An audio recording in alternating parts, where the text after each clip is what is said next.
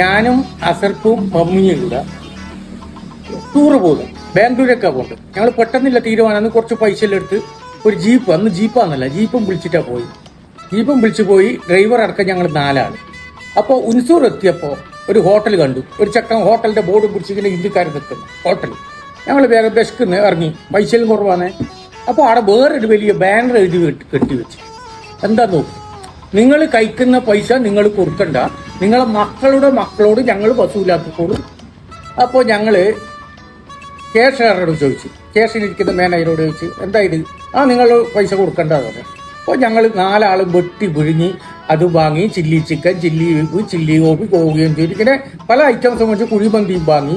അവസാനം വേണമെന്ന് ചോദിച്ചാൽ ഒരു പൈനാപ്പിൾ ജ്യൂസ്, അത് കഴിഞ്ഞിട്ട് ഓരോ സൂപ്പ്, ചിക്കൻ സൂപ്പ്, ഇതെല്ലാം കഴിച്ച് കഴിഞ്ഞിട്ട് അപ്പോഴേ കൈയെല്ലാം കൈ തോർത്തുമ്പോഴേക്കിട്ട് ബില്ലും കൊണ്ട് നമ്മൾ സപ്ലൈക്കാരൻ പേര് താന്തോടെ ബില്ല് വേണ്ടെന്ന് പറഞ്ഞിട്ട്, അയ്യോ ഇത് നിങ്ങളെ ബില്ലല്ല, പിന്നെ ആയിരുന്നാ ഇത് നിങ്ങളെ ഉപ്പാന്റെ ഉപ്പ കഴിച്ച ബില്ലാന്ന് പറഞ്ഞിട്ട് എന്താ ചെയ്യണ്ടേ?